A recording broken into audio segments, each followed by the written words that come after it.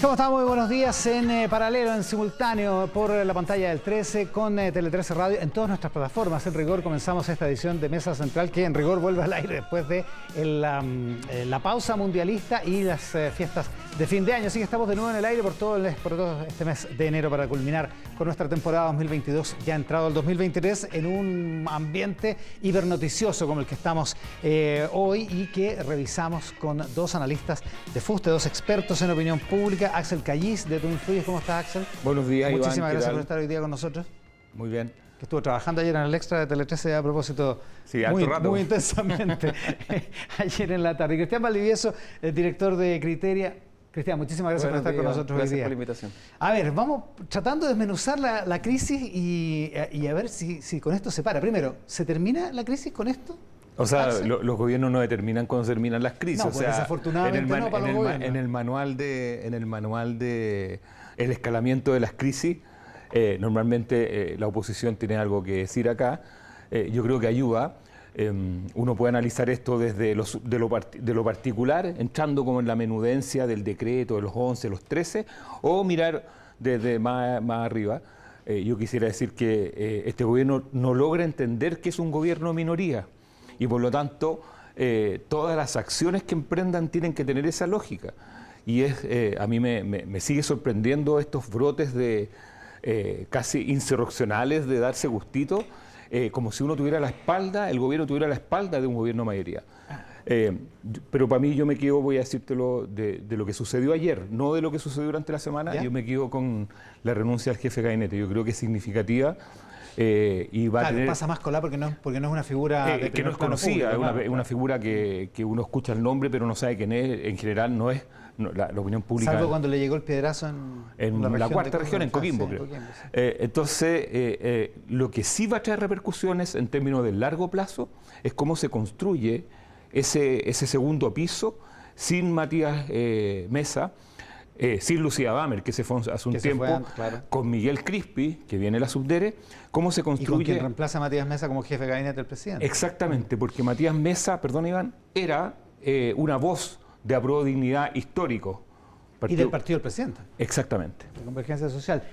Pero vamos por lo más grande. ¿Se termina la crisis, crees tú? Porque tiene razón Axel, los gobiernos no determinan. Si fuera así, yo creo que se termina una parte de la crisis, pero sin duda se inicia una crisis un poco más larga, a lo mejor no tan profunda y aguda, ni tan controversial, pero sí una crisis importante porque el gobierno había logrado cerrar el 2022 relativamente de manera razonable, después de un rechazo amplísimo, que fue también un rechazo al gobierno. El gobierno logró de alguna manera estivar el buque. Mucho se hablaba de que el rechazo podía ser lo que fue el 18 de octubre o el 19 de octubre para el presidente Piñera, y resulta que a final de año el gobierno, con aprobaciones por ahí nomás, pero razonables dentro del contexto en el que estamos, nadie discutía la legitimidad del gobierno. Le faltaba un relato, pero había cerrado y de alguna manera había logrado reencauzar el proceso constituyente. Estaba logrando salvar salvando y ordenando. Es buena la columna de Rodrigo Valdés hoy día en el Mercurio, ¿verdad? Sobre un 2022 distópico, como lo que pudo haber pasado. Es una columna que dice como algo así como, hace como un resumen del año, pero es falso, porque dice, qué sé yo, el gobierno indultó a 140 personas, todas las cosas. Es buena en el entendido de que podría haber pasado una cosa así, o sea, podría haber sido un desastre total. Podría haber sido un desastre y el gobierno logra salir bien parado hasta que inicia el año con una crisis mayúscula, porque efectivamente se mete en un problema o en un berenjenal que nadie lo había invitado y que creo yo que refleja muy bien algo que decía Axel, que es que este gobierno tiene dos problemas. Uno de escucha, importante, no logra aquilatar bien cuáles son los mensajes de la ciudadanía y cuáles son las demandas profundas que tiene la ciudadanía. Entonces se orienta a solucionar su agenda respecto de ciertas identidades o ciertos grupos específicos y se quita el propio piso respecto de dónde va avanzando. Es decir, el gobierno avanza 1 o 2 pasos en un giro importante que da después del plebiscito y retrocede uno que es muy fuerte, muy elocuente respecto de lo que venga para acá. Entonces, uno dice, se termina la crisis, se acota una crisis específica muy profunda, pero se queda botando la pelota para una crisis importante porque, entre otras cosas, El acuerdo de seguridad hoy día tambalea, era lo que la ciudadanía quería, la ministra del Interior quedó herida en un ala, ya no es lo que era en términos de poder porque pasó una avalancha por encima de ella, de la cual ella prácticamente fue espectadora, y desde esa perspectiva se inicia una crisis más larga que creo yo le va a dificultar al gobierno el manejo de la agenda durante el próximo año. Por lo tanto, es un momento complejo. Les quiero preguntar por qué se va la ministra de Justicia, pero antes, a propósito de lo que dice Cristian Valdivieso, Axel, igual la ministra Toá sale damnificada de todo esto, ¿no? Pero evidentemente, o sea, no solamente... No solo por el acuerdo de seguridad. Digo. No, yo diría que Interior llevaba bastante bien el fin de año. Porque acuérdate que unos 15 días antes se había lanzado la Política Nacional contra el Crimen Organizado, claro. Que es algo que no es del gobierno, el gobierno es coautor junto a Carabineros, la PDI, donde se muestra metodológicamente, creo que eran 12 o 15 puntos para combatir algo que le importa mucho a la ciudadanía. El acuerdo de seguridad, como decía Cristian, estaba ahí, calientito, se podía haber firmado. Y teníamos un tema que no estaba apareciendo mucho en la prensa, que es todo lo que es la disminución de los eventos de la macrozona sur. Es decir, estábamos más pendientes de lo que pasaba en el norte porque la macrozona sur había dejado de estar, o sea, hasta el día de hoy ha bajado un poco la intensidad. Claro, es que tiene una especie como de velocidad de crucero. Velocidad de crucero que no... Con hartos incidentes graves menos. Claro, digamos. pero no habían costado vía humana. Entonces, claro. de una u otra forma, yo creo que había para celebrar, entre comillas, aquí estamos hablando de una principal demanda de la ciudadanía, el Ministerio del Interior iba bien estivado. Y se nota que... Además iba políticamente bien estivado. Súper bien estivado, sí. Porque había una jefa de gobierno y había un ministerio y un comité político ¿Y que eso estaba... ¿Eso queda dañado, dices tú? Pero obvio, porque se nota que este anuncio no era para el Año Nuevo, era para la Navidad. Entonces, lo que pasó es que los incendios de Valparaíso posponen los anuncios. Imagínate, habríamos tenido esta misma crisis durante Navidad, Año Nuevo. Pero aparte, Iván, aparte que el reportaje de Canal 13 devela algo que es, más allá de lo administrativo, que es el no examinar el prontuario de este joven Castillo, que a todas luces, como lo dicen casi todos los columnistas, uno lo escucha hablar y dice, esta persona no es revolucionaria, no es un luchador social ni un idealista, este es un delincuente común que se aprendió un par de frases. Entonces... Y que se autodefine como rodriguista. Y que se autodefine como rodriguista, y yo me imagino... Me gustaría pensar lo que piensan los rodriguistas. Los rodriguistas, cómo se van a agarrar de la cabeza, porque han pasado 30 años estudiando a Marx y toda esta cosa, entonces, bueno... Claro, leyeron el Capital completo. Pero en el fondo, el gobierno termina el año, yo iría con una agenda, y con esto creo que es muy importante, y lo opaca, o sea, le empaña completamente el anuncio de los bonos de marzo, que era la joyita de la semana. Que se adelantó a todo esto. Claro. ¿No? Era para la próxima semana y se adelantó para el jueves. Y eso no logra compensar el puñete. Claro, porque el reportaje de Tele 13 del miércoles, bueno, y el del jueves también, los dos reportajes de alguna manera cambiaron el eje de la discusión, porque hasta ese momento era el error del presidente de meterse con la Corte Suprema, la declaración en Brasil, en fin, eso era como lo más sustantivo. Y la desprolijidad como de los números, de los nombres, el enredo que se armó ese 30 de diciembre, pero conocido el prontuario de Castillo, la cosa cambia de eje, ¿no? Sí. Claro, y lo complejo, a ver, pongamos un poco de contexto a esto. Hoy día y esta semana, evidentemente, el gobierno está siendo objeto de muchas críticas porque evidentemente ha cometido muchos errores, pero digamos que hasta la semana anterior el gobierno cerraba un año, como decía yo delante, bastante razonable. Claro. Yo escribí mi columna diciendo que Gabriel Boric era el político más relevante del 2023, porque digamos, de paso, que Carolina Toá era producto de Gabriel Boric. O sea, mucho se escribió respecto del rol de Carolina Toá, pero Carolina Toá la puso, Gabriel Boric, Mario Marcel, lo mismo. Es decir, el presidente había entendido, había dado un giro. Pero es tan complejo lo que pasa, porque de alguna manera refuerza este imaginario de un gobierno al que le pesa una desaprobación alta, cuya desaprobación se estructura sobre dos cosas centrales, diría yo. Una es un presidente que dice que gira, pero luego vuelve. Es decir, genera poca confianza y eso produce incertidumbre. Es decir, el presidente nos dice, vamos a hacer unos perros con la ambivalencia, con la delincuencia, y después indulta, vamos a generar una agenda de seguridad, y después indulta a personajes que evidentemente son delincuentes, varios de ellos comunes. Y segundo, la impericia. Esta idea de un gobierno joven que venía a renovar la política, pero que había estudiado, que entendía.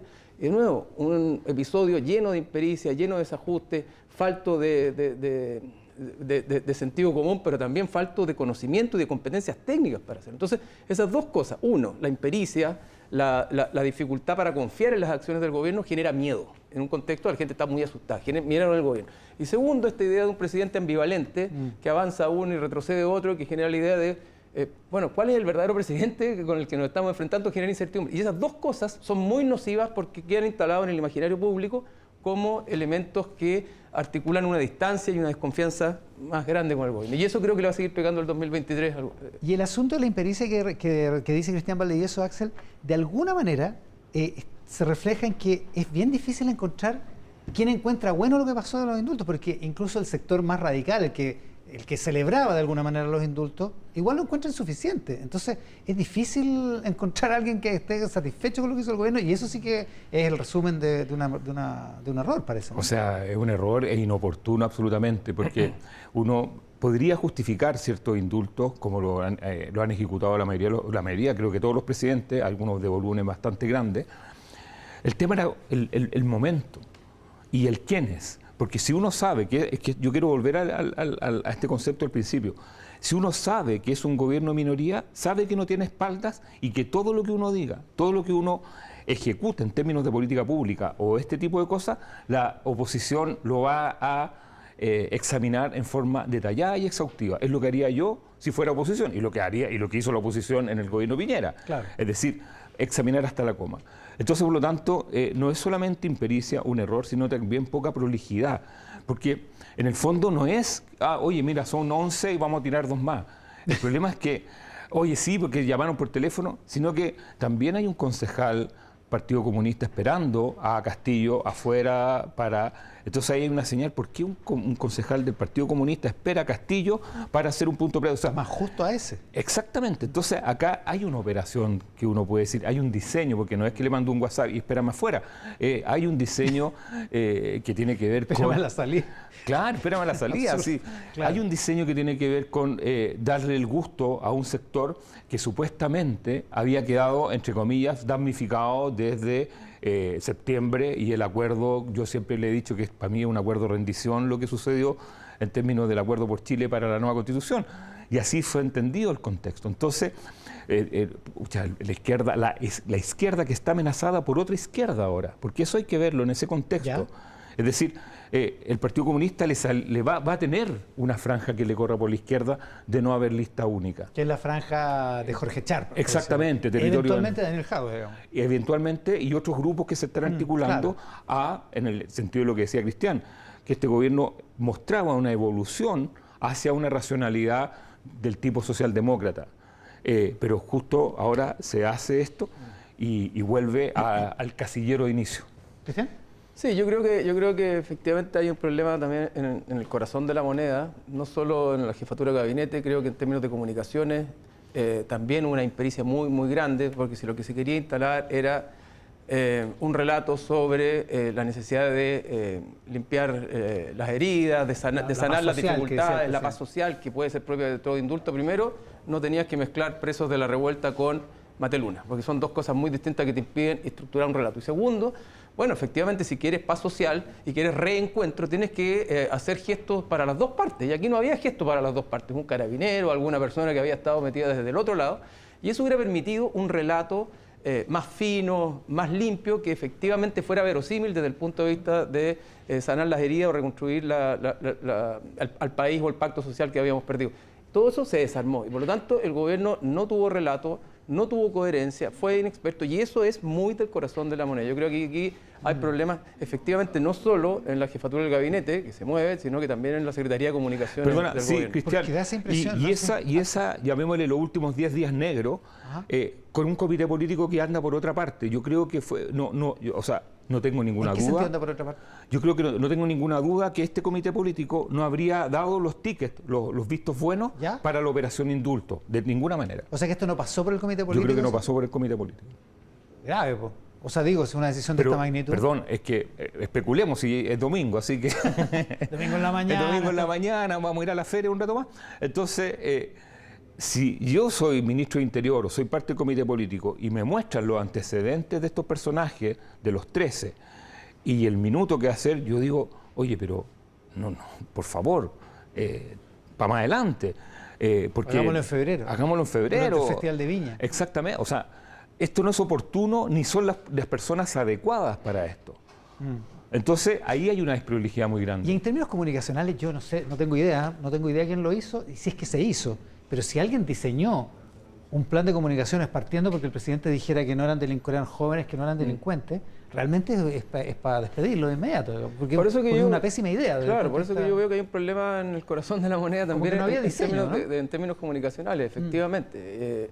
Además, esta idea de pronto de que el presidente tiene que ser leal con su historia, con su pasado, con su grupo de referencia, con su identidad, es algo que le rinde muy poco, y en algún minuto el presidente escucha esos cantos de sirena y vuelve a eso. Y todo este episodio muestra esa vuelta al presidente Boric de primera vuelta. Y de nuevo viene esta suerte de incoherencias. No son delincuentes. Claro que son delincuentes, muchos de ellos, y era evidente que eran delincuentes. Entonces, en términos comunicacionales, queda muy afectado el gobierno. Y al mismo tiempo uno se pregunta, bueno, ¿cómo se está asesorando hoy día el presidente también? Porque seguimos en la escalada del conflicto, y cuando el presidente sale, de alguna manera, hablando de la convicción de la inocencia de Mateluna, de la nada, sale con una cuña que, si se la hubiera preguntado cualquier asesor, le hubiera dicho: presidente, vamos a entrar en un conflicto de competencia con otros organismos del Estado. No se puede, ¿no? Entonces yo creo que el presidente está, de pronto, escuchando muchas voces que le dicen lo que le gusta en cierto minuto, que le avalan ciertas conductas, pero que están, por una parte, teniendo poca escucha con lo que está pasando finamente en la sociedad, y no invitándolo efectivamente a que tenga una mayor coherencia con el relato que él quiere instalar sobre su evolución política a partir de estar en el gobierno. Es decir, una cosa es el Boric de primera vuelta y otra cosa es el de segunda vuelta. Y mientras no resuelva, con esto cierro, Iván, si va a ser el Boric de segunda vuelta o el Boric de primera vuelta, va a ser aquel que quiere instalar la idea de un gobierno más del estilo Patricio Aylwin, más que, o de concertación, o amplio, más que de un nicho o una identidad de izquierda, el presidente va a seguir conflictuado, porque cuando uno no tiene claro muy bien o mucha certeza respecto de quién quiere ser, siempre va dando estos botes de ida, de vuelta, y eso genera incertidumbre y confunde a la ciudadanía. Claro, y te provoca posibilidades de error. Para ser justos con los asesores, Paula Comandari esta semana, a fines de esta semana, en el Rat Pack de Tele 13 Radio, dijo que había hablado con algunos asesores del presidente que aseguraban que le habían advertido de los riesgos. Otra cosa es que no se sabe a quién finalmente terminó escuchando el presidente para decidir y actuar como actuó. Pero vamos a la pregunta que todo el mundo se hacía ayer en la tarde. En definitiva, ¿por qué se va la ministra Ríos y por qué se va el jefe de gabinete? Son dos cosas distintas. Yo creo que la ministra Ríos se va porque estamos en un régimen presidencial y no se puede ir el presidente. O sea, yo creo que nadie tiene duda que la decisión final en un régimen presidencial la toma el presidente, y los ministros son fusibles.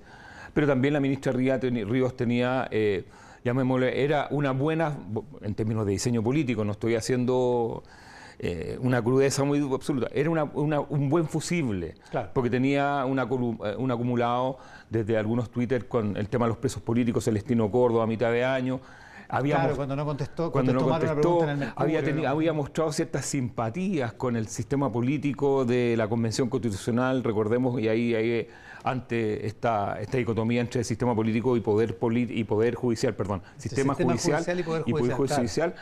Y después tenía todo el tema de los fiscales, donde evidentemente han habido déficit con respecto a las Express y a la nominación del fiscal nacional en términos de construir los votos. Entonces, era un fusible y no tiene un gran nivel de conocimiento, por lo tanto, voy a decirlo, por favor que se entienda, era gratis sacarla en términos. Por eso yo me quedo al final con que la salida del jefe de gabinete, en términos de la lógica de convergencia social dentro del gobierno, que uno podría decir es el partido del presidente, pero no llega a ser el partido eje. Sí, ese es el problema, porque dentro del gabinete es distinto ser del partido del presidente, que normalmente construye el eje con otro partido de la alianza de gobierno. No sé si me explico, como fue la DC con el PS durante 30 años, 20 años. Entonces, ¿cuál es el problema, Iván? Al tener una convergencia social que hace un acto, una foto en martes o miércoles de Instagram, donde aparece como una serie de diputados y personas del mundo de convergencia social apoyando a la ministra. Y todo yo no sé si es militante o es militante, sí, militante. Entonces, bueno, viene Gonzalo Winter en el siguiente bloque, así que le vamos a preguntar. Él no está en la foto, no lo vi. Pero es diputado de convergencia social. Entonces, cuando uno ve una foto que se popularizó, salió en los diarios, salió a todo, de grupos apoyando a la ministra, eso es decirle: la ministra está herida, la ministra está pedida. Perdón. Claro, es como cuando los dirigentes dicen, el técnico cuenta con todo nuestro apoyo. ¿Y qué es lo que hacen los técnicos? Los sabios, los cazurros, dicen, por favor no me confirmen. Claro. Claro. ¿Por qué se va la ministra Ríos, en tu opinión, Cristian Valdés? A ver, yo tengo la mejor opinión técnica de Marcela Ríos, y como académica, como intelectual, es una persona que ha hecho muchos aportes. Hay hartos que coinciden que hubiera sido una gran ministra de Desarrollo Social. Exacto, Absolutamente, exacto. absolutamente, Mujer, sí. Iván, sí. Posiblemente. Mira, yo creo que evidentemente se va la ministra porque el conflicto escaló tan alto que llegó al presidente, pero también el presidente pudo tomar esta decisión antes. Y posiblemente debió haber tomado esta decisión antes porque era evidente, después de los fallidos nombramientos de los fiscales, que esto estaba escalando al presidente. El presidente ya había tenido que llamar al presidente de la Corte Suprema en un acto, digamos, un poco irresponsable, no solo por el hecho, no por llamarlo, sino porque se supo que lo había llamado. Y eso ya escaló, evidentemente, claro, se expone. Ahora, yo creo que además el presidente tiene hoy día un gabinete con poco conocimiento, pero además un gabinete con un marcado tinte academicista. Y eso tiene cosas buenas, pero tiene problemas de gestión y de gestión política. Así como, ¿En qué sentido academicista? en el sentido que muchos vienen de las universidades, muchos Ya. vienen de doctorados, muchos vienen desde afuera, que han tenido una vida académica importante, pero no han tenido gestión política. Y en un gobierno, en este contexto, con procesos constituyentes, la gestión política es clave y es muy relevante. Entonces, cuando tú has sido, tú tienes manejo teórico, has escrito sobre temas, te haces muy preso o rehén respecto de esa historia y cómo quieres materializarla en la política pública. Pero resulta que la política pública se hace lo que se puede, se gobierna con renuncia y se tiene que tener un rol público importante porque la ciudadanía tiene que conocer a los ministros. Entonces estos ministros más académicos se encierran un poco más. Es parecido a lo que pasaba con Piñera 1, que nombró el gobierno de los mejores o de los gerentes. Y los gerentes lo hacen muy bien en la gerencia, pero su pega es más bien para adentro que para afuera. Lo mismo que los académicos lo hacen muy bien dentro de las bibliotecas, las universidades, pero no son personas que estén preparadas para la gestión política. Y hoy día el gobierno necesita mucha gestión política y evidentemente la ministra Ríos no tenía gestión política. O sea, perdón, para complementar, es que yo voy a volver por tercera vez, un gobierno minoría entiende que tiene que tener un gobierno, un gabinete que gestione políticamente. Es decir, y eso es estar dialogando con Macaya, con Chaguán, con voy a Char, ponerlo todo el rato, en un ejemplo, que desde el día uno se da cuenta. La ministra del Trabajo se autogestiona su agenda y por lo tanto es parte de los 6, 7 ministros que están. Pero son y además le están funcionando las cosas. Y le funcionan las cosas. Entonces son 24 ministros, de los cuales, hay 12 que son funcionarios. Es decir, que van a trabajar como si fueran funcionarios de gobierno y no entienden que son líderes políticos y que tienen que generar agenda. Porque si el gobierno no genera agenda, la agenda la tiene la oposición. Y si la tiene la oposición, le dan duro al gobierno. Y el gobierno no puede desplegar su programa ni sus prioridades. Había una duda respecto a si se iba a nombrar de inmediato al reemplazante de la ministra Ríos por lo de mañana, por lo del fiscal nacional, y se da esta cosa, entre comillas, afortunada, de que el nuevo ministro está en Europa. Asimilando todo lo que pasó, digamos, porque hasta donde se sabe lo llamaron ayer mismo, así que está bien. Hasta el minuto no hay Twitter, por lo menos, no le han encontrado nada de los últimos 20 años, no sé. Bueno, pero el nuevo ministro, es precisamente un académico de la Universidad de Chile, un gran profesor de Derecho Administrativo en la Facultad de Derecho, y aunque tiene redes políticas, evidentemente, hasta esta semana estaba en su cuestión académica, en su labor en un estudio súper prestigioso de abogado, como columnista en Tele 13 Radio, en fin, esa era su pega. Corre el riesgo de ser un académico más, de este declive academicista, como dice Cristian Valdés.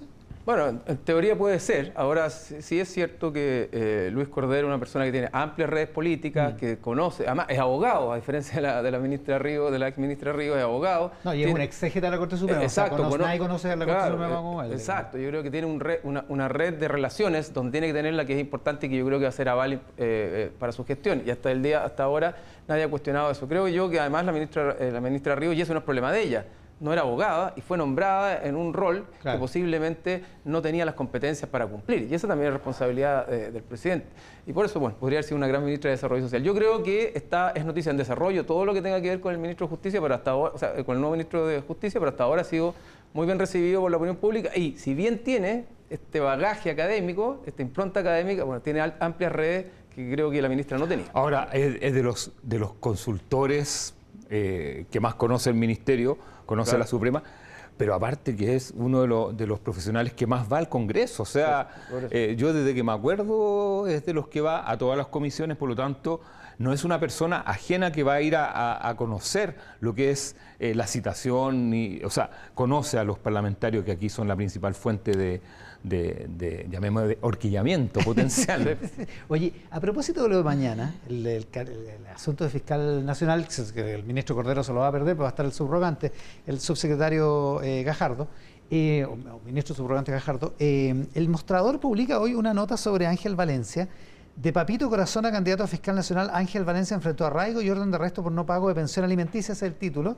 Se refiere a una causa del año 2006, o sea, hace 16 o 17 años, y da algunos antecedentes respecto de cómo esto se ventiló en el Tribunal de Familia y terminó arreglándose con un acuerdo entre las partes. Y el abogado Valencia acaba de mandar una declaración diciendo, entre otras cosas, que nunca tuvo una orden de arresto ni de arraigo por no pago de pensión alimenticia, porque una decisión judicial fue corregida de inmediato por la Corte de Apelaciones, pero dice sobre el final que lamenta que este problema estrictamente familiar se ventile de forma pública, deplora el uso que el mencionado medio de comunicación le ha dado a una causa que por lo demás es reservada, dice que el titular es infame y grosero, el medio estuvo en conocimiento de todos los antecedentes, se refiere al Mostrador, y esto solo permite sospechar la existencia de una agenda propia llevada adelante por quienes están empeñados en desinformar a la ciudadanía respecto al proceso de elección del fiscal nacional, y se reserva asimismo el derecho a ejercer las acciones legales que estime pertinentes.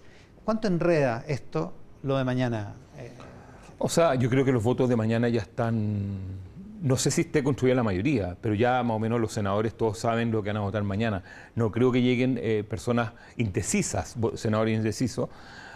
Yo creo que la votación de mañana no es solamente una votación hacia una propuesta del gobierno, es una votación hacia la propuesta de la Corte Suprema. En el caso de Porque Ángel Valencia fue uno de los... O sea, cuando uno lee las votaciones, a mí que me gustan los números y lo electoral, cuando uno ve empate a 17, con 17 votos, tanto José Morales como Ángel Valencia, eso es un voto marcado, como se dice en la jerga. Es decir, es un mensaje, dice la Corte Suprema, muévase entre estos dos. Porque después viene Marta Herrera con 9 y después viene Palma, creo que con 5 o 6. Pero estos son mis candidatos. Entonces, ya se despacharon a José Morales en la primera. Entonces, que el Senado vote en contra del la primera opción. De la otra opción de primera mayoría, digamos, ¿no? No es solamente, no sería, entre comillas, una derrota al gobierno, sería una derrota también a la Corte Suprema. Entonces, yo creo que por eso se va a producir, me imagino, una mayoría mañana. Ahora, ¿algún tipo de pasión despierta la elección de fiscal nacional como para que se anden ventilando estas cosas? O sea, estoy desenterrando un proceso de hace 15 años, 16 años. Muy complejo, muy complejo. Yo creo que finalmente se va a imponer una cierta sensatez porque no queda otra, porque si no el conflicto es muy amplio y posiblemente mañana tengamos un fiscal nacional, pero va a generar tensión. Y aquí de nuevo volvemos a los problemas de gestión política del gobierno desde el día 1 con el tema del fiscal nacional. Si el gobierno no le gusta el sistema de nombramiento, bueno, podría haber generado un proyecto de ley o haber hecho una propuesta respecto de cambiar el sistema de nombramiento. Pero se metió en un conflicto con la Corte Suprema, se enojó con la Corte Suprema, se enojó con los designados, tenía su candidato, después propuso a quien sabía que no le iba a resultar en el Congreso y se fue generando todo un incordio en torno al tema del fiscal nacional en un contexto donde lo que más le importa a las personas es la seguridad pública y de esa manera desestimando la confianza de los ciudadanos en todas las instituciones, porque es el Estado completo el que no es capaz de nombrar un fiscal nacional. Al final del día no es el gobierno, no es el Congreso, no es la Corte Suprema, son todos los que fallan, pero el que es llamado a liderar esto evidentemente es el gobierno y el que tiene que allanarse a buscar una solución y generar los acuerdos políticos suficientes para no escalar eso. Lo que tú mencionas respecto del Mostrador tiene que ver con lo mismo, de alguna manera. Y luego lo que decía Axel hace un rato, un gobierno que no logró instalar una agenda en torno a su propuesta de fiscal nacional fue absorbido por otras agendas que lo fueron matando o le fueron matando sus propias, las opciones que no quería y las que después quería. Entonces ahí se va complicando todo. Gestión política. Sin contar que el presidente se quedó sin margen con la Corte Suprema después de la declaración en Brasil sobre el indulto de Materna. Y estamos en el primer año de gobierno. Es decir, perdón, no quiero hacer, pero llevamos un año, pero como con mucho kilometraje, no sé si me explico, o sea, este es un gobierno 2023, pero tenemos kilometraje de 2026, o sea, en términos de cantidad de hechos y desgaste que ha habido. Claro, y el problema es que se desgastan las cosas. Exactamente. Ahora, ¿qué puede...? Ya, ahora, dale, Cristian, sí. No, digo, hay que reconocerle al presidente que aprende rápido. que reconoce los errores y enmienda muy rápidamente. Y en ese sentido tiene un olfato, un instinto político de supervivencia muy, muy relevante. Lo vimos después del plebiscito.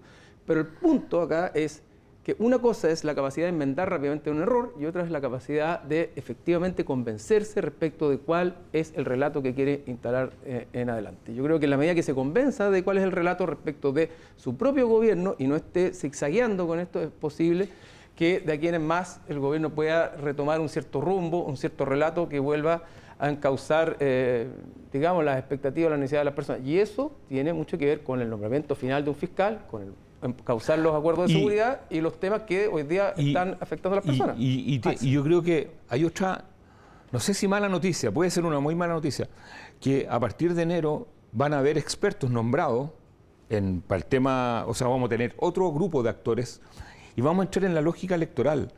Y eso es muy importante porque si el gobierno... En la elección del 7 de mayo... En la elección del 7 de mayo, y todos sabemos lo que sucede en los países cuando hay elecciones, que cada pacto y partido tiende a exacerbar su identidad, porque en el fondo cada uno tiene que ir a buscar los votos donde están para poder tratar de ganar la elección. Ahora el gobierno va a terminar teniendo elecciones todos los años de su gobierno. Entonces, cuando Cristian habla del relato, es muy importante establecer un relato donde se metan en la cabeza, somos minoría, tenemos que construir una mayoría que nos permita gobernarnos durante el 2023-2024.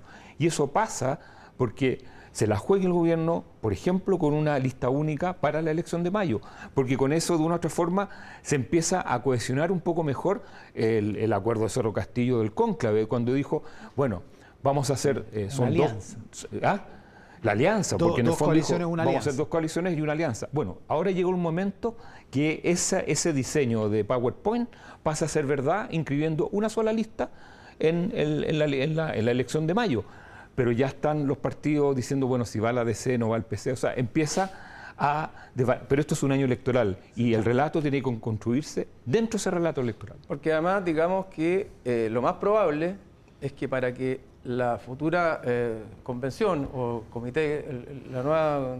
Lo que se llama el Consejo Constituyente tenga éxito, es decir, tener éxito esta vez que finalmente se apruebe una nueva constitución, la única posibilidad de eso es que esa constitución termine siendo bastante parecida a la constitución que tenemos hoy día, digámoslo así, porque el proceso electoral va... O sea, si el sistema político que tenemos hoy día, ten por seguro que nos va a ir mal. Sí, pero lo que quiero decir es que la elección va a cargarse hacia la derecha, a pesar de que el sistema, parecido a los senadores, equilibra un poco, pero se va a cargar a la derecha. Segundo, para que esto tenga éxito, van a tener que meter las voces de quienes son más disidentes dentro de la convención, porque si los barren hacia afuera, van a ser muy críticos, y me refiero con esto a ciertos grupos de izquierda que no están contentos con el acuerdo, me refiero con esto a José Antonio Kast, que puede construir una crítica muy profunda con la idea misma de una nueva convención. O sea, se te puede armar una masa crítica desconectada de las preocupaciones de la gente que hablamos hoy día, gastándose una cantidad de dinero que en cualquier precio que tenga, en cualquier monto, va a ser inaceptable por una crisis económica, y también un Franco Parisi que te puede decir, bueno, ¿qué tiene que ver esto?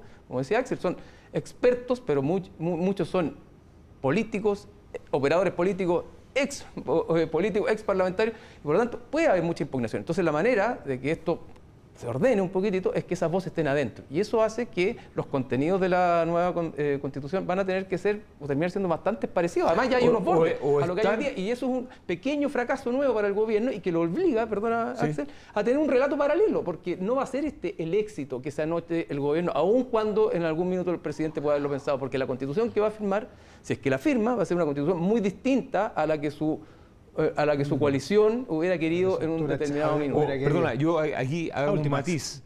O estos grupos, si el gobierno se tiene que jugar, evidentemente no metiéndose como lo determinaron el año pasado dentro del resultado de la Convención Constitucional, si el resultado es ancho, esos grupos van a estar adentro, porque no pueden quedar fuera con un 80% de aprobación en diciembre de este año, en una elección municipal que se viene pocos meses después. Entonces lo más probable es que los grupos, llamémosle más vinculados a la izquierda o a republicanos que pueden estar fuera o pueden ser críticos, van a terminar siendo tragados, entre comillas, por un resultado, si es que ese resultado es mayoritario. Y eso lo vamos a ver ya, me imagino, en septiembre, octubre, cuando se empiece, bueno, nosotros trabajamos en encuesta con Cristian, vamos a ver cómo viene la mano desde un principio. O sea, acá vimos que el rechazo empezó, no empieza en septiembre, el rechazo empieza en abril. O sea, ya hay 4 o 5 meses donde las fuerzas políticas podían alinearse, y por eso es que hay algunos que se salieron de sus partidos para subirse al rechazo. Y el éxito no está asegurado, y eso puede traer más inestabilidad política y más complejidad para un gobierno. Entonces, que hoy día no tiene un relato claro. Y el relato, para mí, el relato del 2023 de este gobierno es certidumbre. O sea, ese es el relato. Seguridad. Dar seguridad que va a caminar y decir, repetirse, mirarse al espejo, somos minoría, construyamos una mayoría que nos permita gobernar, pero no seguir operando como si tuvieran los 4,6 millones de votos de la segunda vuelta. Y los indultos parece haber sido una señal. Exactamente. De Axel Callis, Cristian Valdivieso, muchísimas gracias por estar esta mañana de domingo con nosotros. En el siguiente bloque, por supuesto, los temas de la actualidad de la política acá en Mesa Central con un panel de dirigentes políticos. Ya decía que va a estar Gonzalo Winter, el diputado que es de Convergencia Social, el partido del presidente, que salió bien damnificado, el partido, ayer con el cambio en el gabinete y en el gabinete presidencial. Y por cierto también Natalia Gentile, la presidenta del PPD, Gloria Hood, la presidenta de Evópolis, y la senadora Jimena Rincón de Demócratas, el partido en formación, en el siguiente bloque de Mesa Central. La pausa. En esta jornada tan intensa, este domingo en que volvemos al aire después de la pausa mundialera y de las fiestas de fin de año, y estamos todo el mes de enero con Mesa Central para cerrar la temporada del año pasado 2022. Igual como el gobierno está cerrando esta temporada 2022 tan agitadamente con el cambio en el Ministerio de Justicia y en la jefatura de gabinete en la jornada de ayer. Panel con el que comentamos con dirigentes políticos, la senadora Jimena Rincón del Partido Demócratas en formación. ¿Cómo está, senadora? Muchas gracias por estar acá. Feliz año. Todavía podemos decirlo, ¿no? Sí, feliz todavía. Sí, el diputado Gonzalo Winter de Convergencia Social. ¿Qué tal, Iván? Diputado, muchísimas gracias. La presidenta de Evópolis, Gloria Hood. Gloria, muchísimas gracias por la gentileza de estar esta mañana. Muchas gracias a ti por invitarme. A ver, hagamos una primera vuelta respecto, ya viene Natalia Gentile, la presidenta del PP, que se va a sumar en un momento más. Hagamos una primera vuelta respecto de lo ocurrido ayer, el cambio de gabinete, una primera mirada, Jimena Rincón. Bueno, yo creo que siempre son momentos tensos y no fáciles. Yo estuve en el gobierno de la presidenta Bachelet, me tocó vivirlo, y creo que es importante que se señale que el presidente dice que hubo desprolijidad en la forma en cómo se materializaron estos indultos. Y yo creo que las mayores desprolijidades no fueron de la ministra Marcela Ríos, creo que fueron del propio presidente con las afirmaciones que hizo.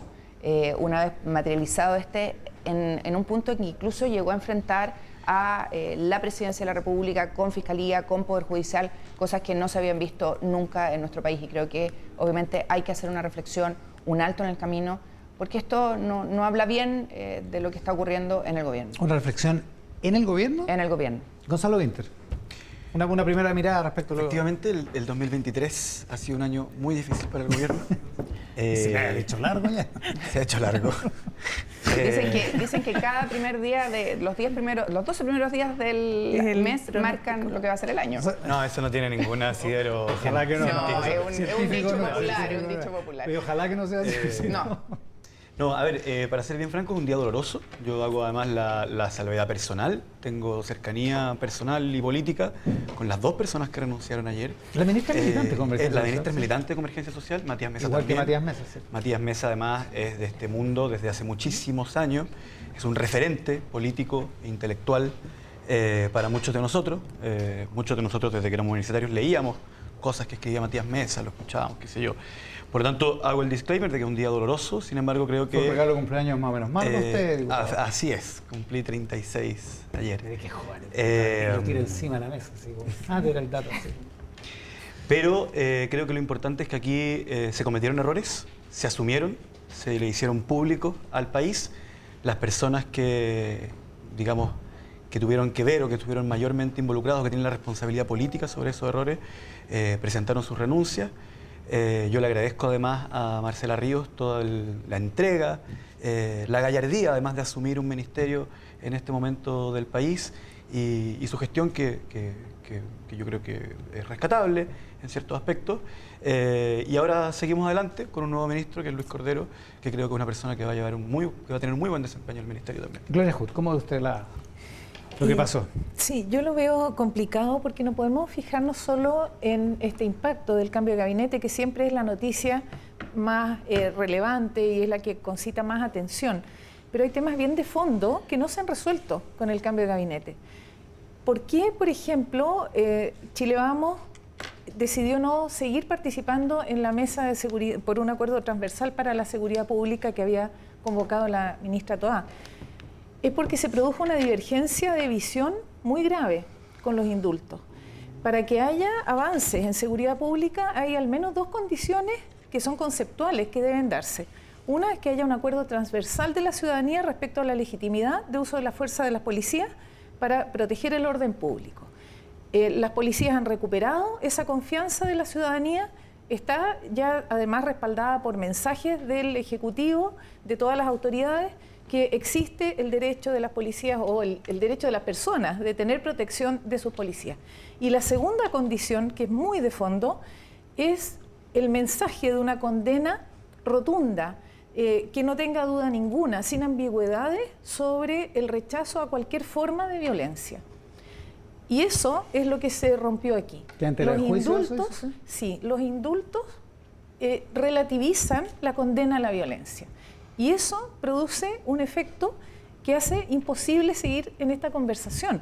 Por eso a mí me parece que es bien grave que el cambio de ministra no solo no resuelve ese problema de fondo, y por eso creo yo que también la ministra Toá es una de las damnificadas, porque tenía la mesa funcionando, estaba a punto de cerrarse un acuerdo con algunos problemas. Hay un documento que nosotros publicamos el 26 de diciembre que ya anticipaba que la mesa tenía algunos problemas, pero eran problemas más bien operacionales, de velocidad, de compromiso, que se podían resolver.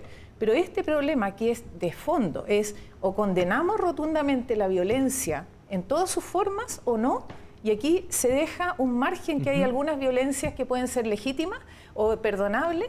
Creo que es una condición que hace muy difícil la conversación sobre la seguridad pública en el futuro. Vamos a ir volviendo sobre varios de estos temas. Natalia Pergentili, muchas gracias por la gentileza de estar acá. Hola, una primera mirada respecto a lo que pasó ayer.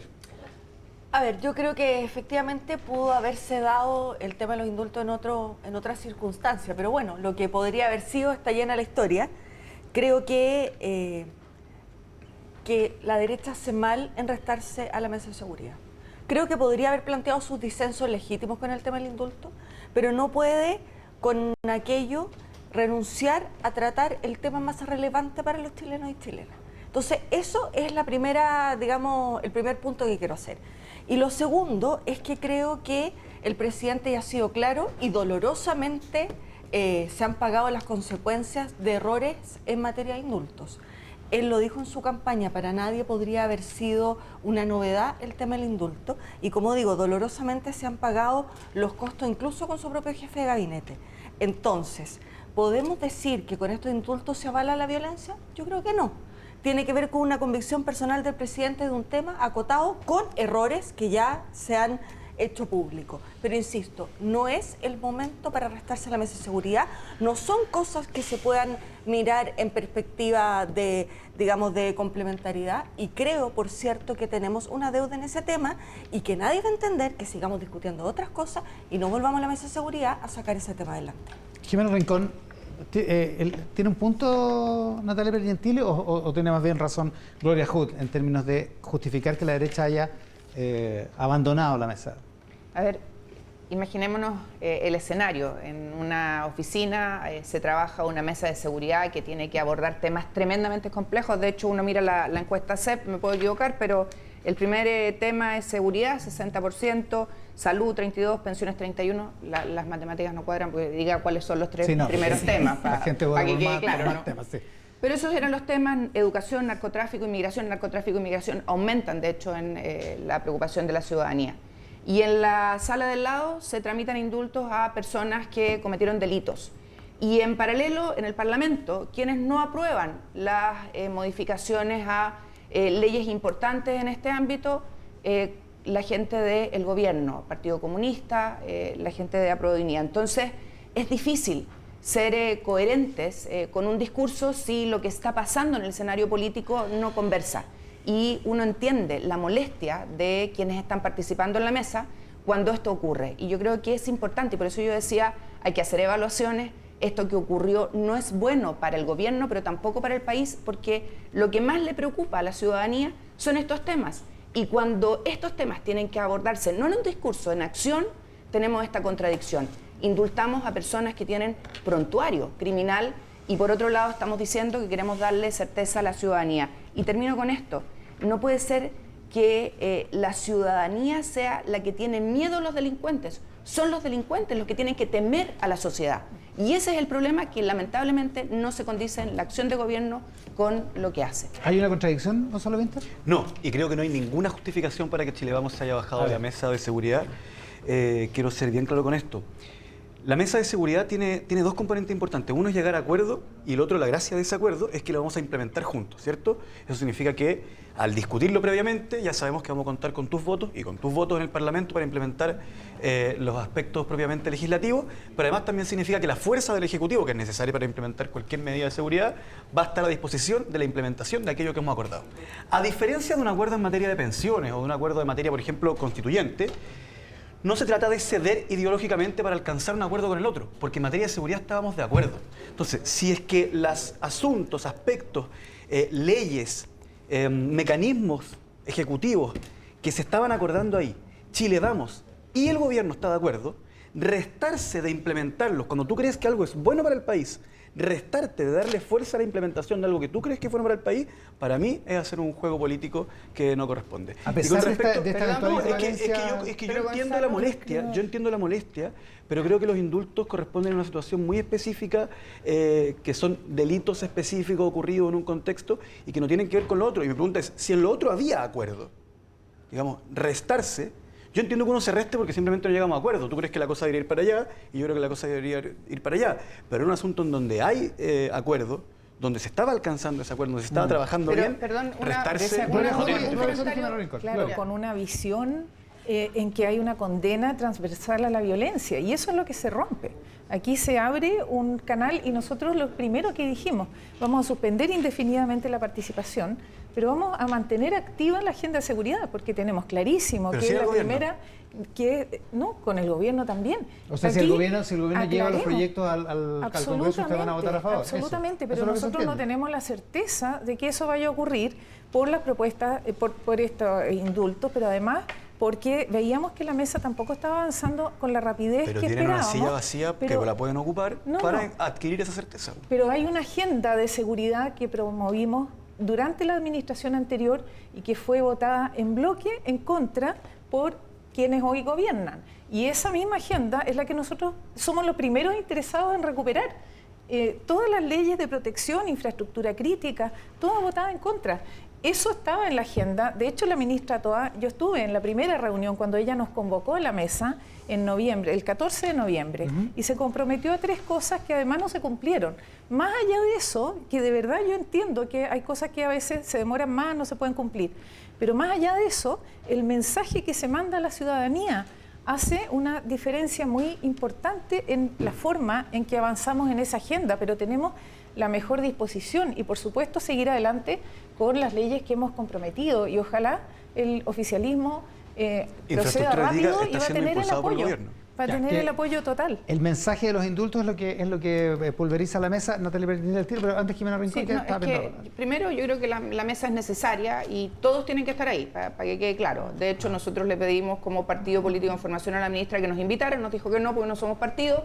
Le dije, bueno, invítenos a una reunión por lo menos para que conozcan nuestra opinión. Segundo, es difícil, y ese es mi punto, es difícil entender que hay una mesa de seguridad, pero el principal partido de gobierno o coalición de gobierno, que es Apruebo Dignidad, vota en contra, la semana pasada creo que fue, o antepasada, me lo puede clarificar Gonzalo, la ley de control de identidad en materia migratoria. No se entiende cuando ese es uno de los principales problemas que a la ciudadanía le preocupa. ¿Qué hemos hecho nosotros? Presentar una reforma constitucional transversal para el control migratorio, para que las Fuerzas Armadas hagan control fronterizo, porque Carabinero y Policía no da abasto. Entonces, pasemos de la palabra a la acción y lamentablemente tenemos acciones contradictorias. Natalia Benítez. Bueno, yo creo que hay que tener una coherencia efectivamente entre los planteamientos y los proyectos de ley. Creo que además aquí no se están jugando miradas ideológicas, se están jugando responder a un problema y a un dilema público que existe hoy día, que rebasó la capacidad del Estado, la capacidad de la política de entenderlo, etcétera. De modo que yo creo que aquí hay que volver a la mesa de seguridad y hay que tener correlato entre lo que se señala y cómo se vota. Sin embargo, creo que aquí se hace una falsa dicotomía respecto de que los indultos son haber indultado casi delincuentes comunes, entonces un contrasentido con la mesa de seguridad.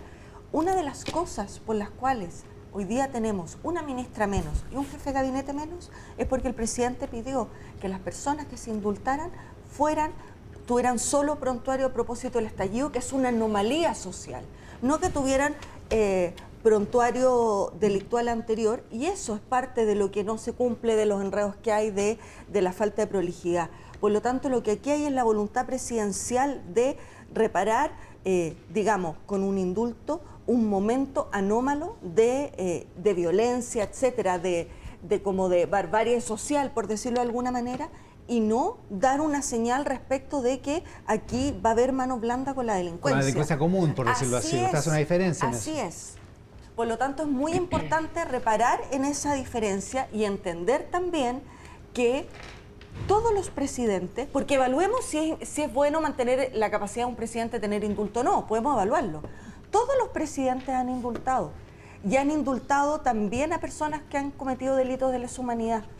Ninguno de nosotros nunca dijo que aquellos presidentes que hicieron eso por materias de salud, etcétera, no estaban comprometidos con los derechos humanos, por ejemplo. Entonces creo que se ha sido... Pero con el palo, digamos. Se ha sido... O sea, la crítica que se le hizo a Sebastián Piñera fue esa, digamos. Pero ha sido especialmente duro y complejo cómo se ha mirado este tema de los indultos. Gonzalo. Sí, no, solo para redondear esta idea, yo creo que hay algo que está muy claro, que a diferencia, insisto, en materia de pensiones, en materia tributaria, en materia constituyente, no hay una diferencia de fondo o ideológica en la forma en que se trata la seguridad. De hecho, yo he hecho un ejercicio que le he preguntado a dirigentes de Chile Vamos, no del Partido Republicano, porque, digamos, el tipo de conversaciones que se tiene son otras, ¿qué hubiesen hecho muy distinto a Carolina Toá en el último tiempo? O sea, ¿cuál es la visión ideológica de la seguridad que ustedes tienen que es tan distinta a la que tiene Carolina Toá? Claro. Y la verdad es que nadie ha sido capaz de darme una respuesta. Puede ser capaz que sea... Y no todos. Y todos también entienden que no es el ideal y que no es llegar y soltar esta excepción en todo Chile, porque además tampoco tenemos tantos efectivos militares. Entonces, el punto es, si a diferencia de otros aspectos, en este sí estamos de acuerdo, y si ellos reconocen que el Ministerio está actuando con cierta eficiencia, con un nuevo plan de equilibrio organizado, etcétera, ¿por qué restarse? ¿Cuál es mi explicación? Que hay algunos sectores de la derecha, no la mayoría de Chile Vamos, pero sí sectores, por ejemplo el Partido Republicano, por cierto, que en realidad no quieren que esta crisis de seguridad se solucione, porque encontraron en esta crisis de seguridad una forma de sobrevivir en política que es adjudicar al presidente Boric personalmente la totalidad de los delitos que ocurren en el país, y eso tironea a los sectores de la derecha que se ven enfrentados a este conflicto de si cooperar o no cooperar. Yo creo que esa es una generalización bien amplia, porque la mejor disponibilidad ya estaba. Por algo nosotros participamos en la mesa, y el ánimo de colaborar en los ejes y contenidos de esa mesa sigue completamente vigente. Bueno. Lo que no vemos es que tenemos socios en la mesa del gobierno que están mandando un mensaje a la ciudadanía de que hay formas de violencia distintas de aquellas que nosotros creemos que hay que condenar rotundamente. Aquí hay indultados que tienen un prontuario desde 2005, tienen personas que amenazaron la vida de funcionarios de la PDI, hay un exfrentista, o sea, los mensajes son divergentes de aquello que nosotros queremos reforzar. ¿Por qué estamos en la mesa de seguridad? Porque queremos mandar y actuar sobre la necesidad principal que tienen las personas en este momento, que es resolver el problema de seguridad. Y vamos a usar todos los canales que estén disponibles para eso. En este caso se nos hace muy difícil. Y yo aquí creo representar la disposición y el ánimo de Chile Vamos, no de republicano, por eso digo la generalización. Y yo hago la diferencia. Va más allá de lo que yo puedo decir. Completamente. No es necesariamente amiga de republicano, Gloria Hood, como mostró la última vez que estuvo en el programa. Oiga, Renovación Nacional dice que el gobierno tiene que retirar los indultos, echarlos para atrás. Yo no sé si eso se puede desde el punto de vista legal, pero políticamente hablando, ¿usted está de acuerdo con esa exigencia? Si nosotros mantenemos esta importancia del mensaje que se manda a la ciudadanía, es una posibilidad. Lo veo complejo, veo que jurídicamente es complejo, que el gobierno asumió un costo alto. Sacrificar un ministro es un costo para un gobierno, el jefe de gabinete, el presidente, ¿para qué decir? Así que yo no tengo todavía la claridad jurídica de una cosa así, si corresponde, pero desde el punto de vista del mensaje que queremos mandar a la ciudadanía, sería un mensaje adecuado? muy potente. Es decir, en realidad, por último, los casos, porque aquí aparecieron antecedentes nuevos. O sea, Primero digo, hubo indultos, claro. pero ahora, después de todo toda la dificultad que se generó y todo el ruido público y el cambio de gabinete, aparecieron nuevos antecedentes, como por ejemplo el prontuario de Castillo, que va mucho más allá del estallido social. Pablo Álamo y Juan Bustamante, grandes reporteros de acá, pero... Eso la verdad es que eso difícil de explicar. es difícil que el gobierno no lo haya hecho. Tal vez no es... Bueno, es que parece que la desprolijidad a la que se refiere el presidente apunta a eso, a no haber hecho un análisis suficientemente fino de los casos. Y el costo lo está pagando el propio gobierno. Aparentemente ese es el punto, Natalia Pergentili, que es que aquí hubo un tipo de indulto que terminó resultando desprolijo, entre otras cosas, como súper ejemplificado en el caso de Luis Castillo.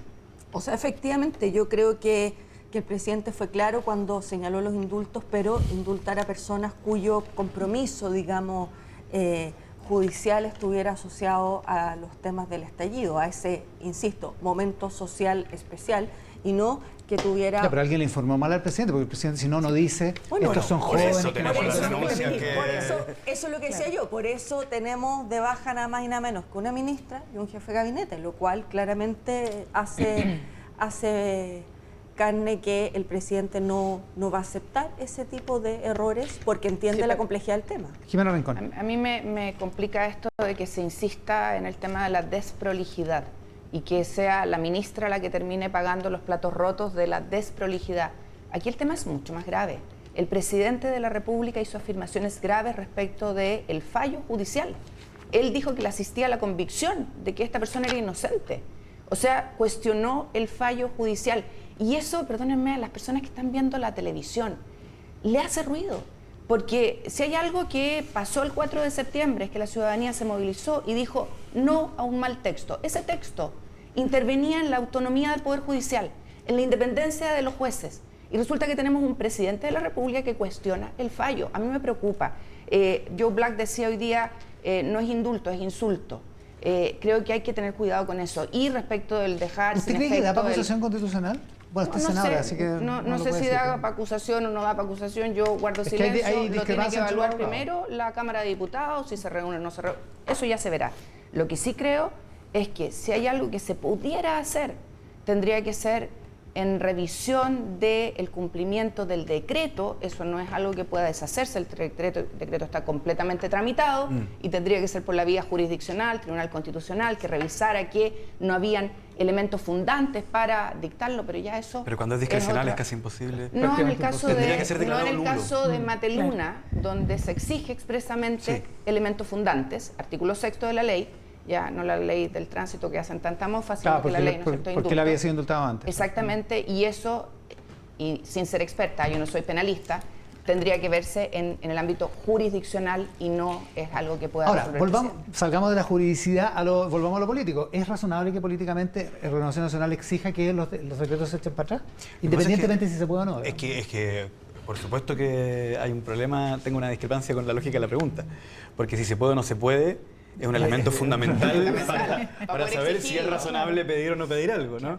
Pedir algo imposible, obviamente que es bastante... Es una buena cuña. Imposible. Es una buena cuña. Claro, pedir algo imposible es una buena cuña. Nomás. Ahora, yo aquí no hablo por el gobierno, quiero ser muy claro, ni en nombre de mi partido ni nada, sino como una persona que estudió Derecho Administrativo hace más de 10 años, sin haberme dedicado al Derecho Administrativo. No fue Cordero, pero claro, suyo, ¿no? Pero tuve relación con él... Usted estuvo en la Chile, ¿no? Sí, claro. Sí. Pero tuve relación con él durante mi periodo universitario y un profesor respetadísimo de punta a cabo de la facultad. Ahora, yo también tengo la impresión de que en el caso de los, excluyendo a Mateluna, tal como lo decía la senadora, tendría que declararse nulo. Y eso ya es un tema jurisdiccional casi imposible.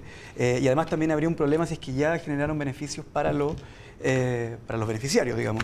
Por lo tanto, yo creo que no va por ahí la cosa y exigir eso es extender una agonía que no viene al caso. Ahora, también es importante recordarle a la gente que aquí no se les declara inocente. No se dice que el delito no ha ocurrido, ni se dice que no lo han cometido. sino que se indulta el cumplimiento de la pena, lo que significa que además quedan con firma y quedan con arraigo. Por lo tanto, en el caso de que no se cumpla con la firma o que se intente salir del país o que haya una reincidencia, estas personas vuelven al cumplimiento efectivo y normal de su pena anterior, digamos. Yo quisiera hacer un punto de las también. dos en el caso de Castillo. Exacto. Incluso si se pudiera revertir, me cuesta, yo no soy abogada, soy ingeniero y dicen que todo ingeniero lleva un abogado dentro, entonces uno propone soluciones prácticas que son totalmente imposibles. Incluso si se pudiera revertir, por ejemplo, parcialmente, los casos más críticos, Castillo, en fin, que son los más cuestionados.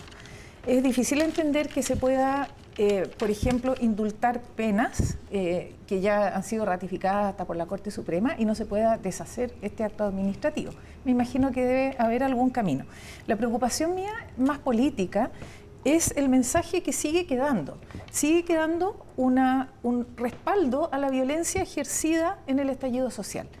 Y si miras la última CADEM, hay una pregunta que llama la atención, la forma en que evoluciona, además que va creciendo, que es ¿qué es lo que usted nunca haría como mecanismo de protesta?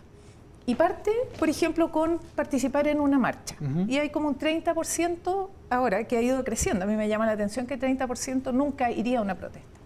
Y sigue pasando por distintas cosas y cuando dice saqueo, barricada, la última, 97% de la gente dice que nunca saquearía, haría barricadas, usaría la violencia. Claro, y eso en diciembre del 2019 era un poco menos. Es una falta de sintonía con 97%. No es una estimación, esto es una medición rotunda del rechazo mayoritario de la ciudadanía pero a la Iván Valenzuela violencia. pone un punto, yo estoy de acuerdo contigo, pero Iván Valenzuela pone un punto que es relevante para profundizar el análisis. Disculpa que te cite, por favor. o que haga Iván explaining. Cuando ocurren estos delitos indultados... Usted está ocupando la cuota de género en este panel, así que puede hacer lo que quiera. Por eso le estamos dando más tiempo. Cuando ocurren estos delitos, efectivamente se da en un contexto en donde el 83% de las personas decían que estaban de acuerdo con las manifestaciones. Quiero ser muy claro, que las personas estuvieran de acuerdo con las manifestaciones no significa que estuvieran de acuerdo con la violencia en ellas. Claro, clarísimo. Pero abstraerse del contexto... abstraerse del contexto de quiebre social o de anomalía política y social, como muy bien lo llama Natalia Pergentili, yo creo que es hacer un análisis un tanto superficial. Ahora, ya que me está citando, es lo que no lo hace moralmente legítimo. Que sea una cita tuya. El presidente... Que la gente tenga un cierto declive. Citando a Iván Valenzuela lo vuelve ilegítimo. No. Que la gente tenga un cierto declive hacia las marchas, hacia la barricada, hacia no sé qué. No lo hace totalmente de legítimo la acuerdo. violencia. Y por eso es que yo no estoy refutando el punto de Gloria. Solo estoy diciendo que ese dato nos conmina a un análisis que es un poco más profundo que el que trajo Natalia. A mí lo que me preocupa es la falta de yo... sintonía, o sea, mantener esta decisión a pesar de que la evidencia muestra un rechazo total a la violencia. Pero yo voy a traer al presidente a esta mesa para poder equilibrar más la cuota de género. Dice, comillas, lo viene hoy día en el diario, perdón por haberse En la sacado. tercera, por favor. No se puede indultar a una persona que quemó una iglesia, una pyme o que saqueó a un supermercado. Lo dijo la campaña en segunda ronda. Y ustedes ven esta lista y la verdad es que está llena de eso. Entonces, ese es mi tema. Seamos coherentes porque las señales que le mandamos a la ciudadanía son extrañas al menos. Si nosotros queremos ir contra los delitos, si queremos darle certeza a la sociedad, si queremos amparar a las pymes, no podemos indultar a quienes cometieron este tipo de delitos. Y un tema más. En la mesa de seguridad, ¿por qué no está la PDI y Carabineros? ¿Han sido invitados? Hoy día son los mejores evaluados en las encuestas. Creo que tenemos que invitarlos a conversar. Estoy de acuerdo.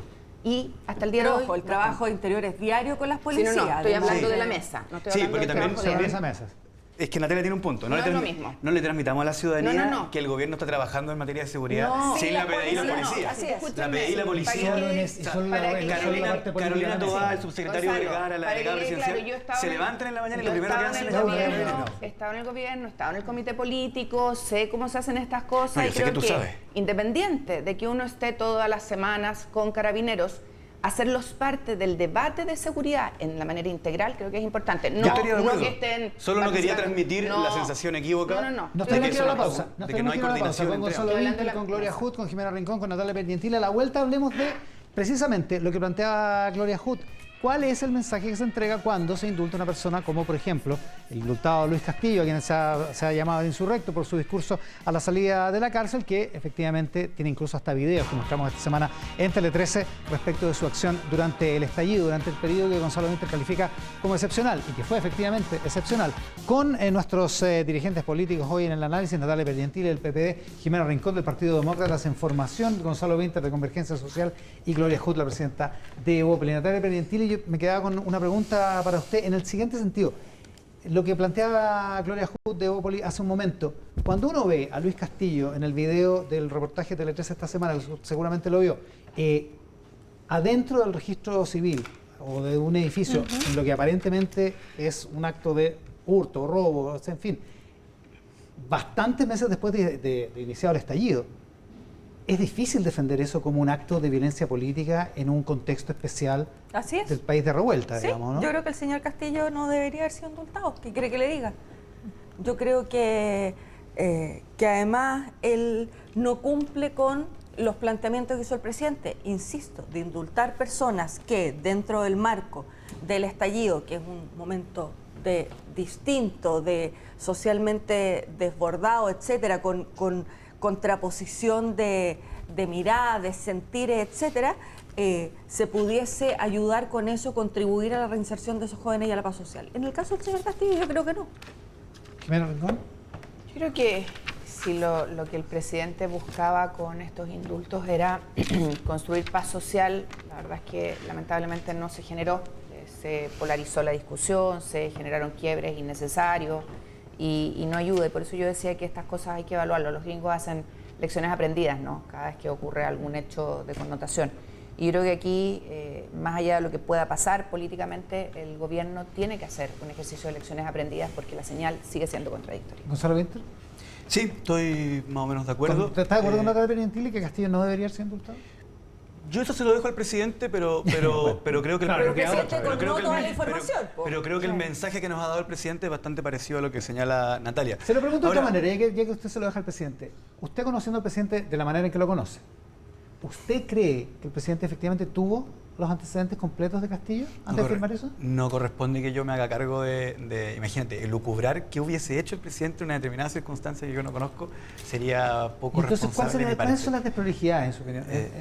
No, lo que se ha planteado es que él había exigido que los antecedentes fueran filtrados por su equipo de colaboradores, que es natural que un presidente los tenga, y en donde no llegaran a su escritorio quienes tenían un prontuario anterior de delitos, regados de delitos que no tenían nada que ver con la anomalía social que se vivió en el Estado. De eso se sigue que no tuvo los antecedentes de Castillo, por ejemplo. Un comentario sobre Castillo, claro, de eso se sigue que no, yo interpreto, ahora insisto, yo no soy vocero del gobierno ni del presidente. Yo lo entiendo. Pero como lector de prensa, como persona que ve Mesa Central, que escucha el Rat Pack y todas esas cosas, muy bien, yo interpreto que aquello es así. Ahora, un pequeño punto.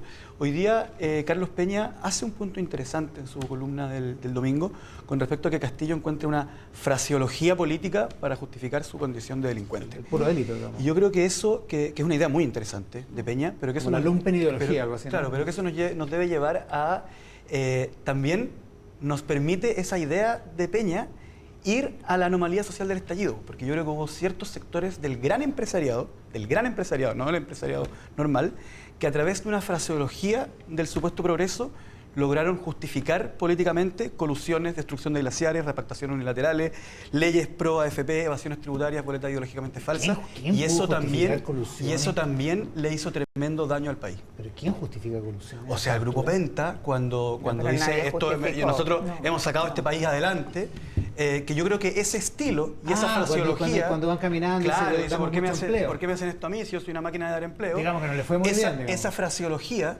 también llevó y produjo la rabia que nos llevó al estallido. Pero eso tiene una condena social amplia. No solo social, se cambiaron las reglas del juego de la Fiscalía Nacional Económica a propósito de todo.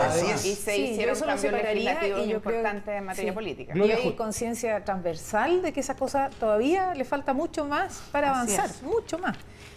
A mí me queda una duda bien de fondo, porque hemos visto en el tema, de los indultos y de la decisión del presidente, porque al presidente le hemos visto cruzar algunas líneas, por ejemplo, y hacer declaraciones y uno los interpreta en una forma, pero después como que recoge caña y vuelve a una posición ideológica que es su posición original.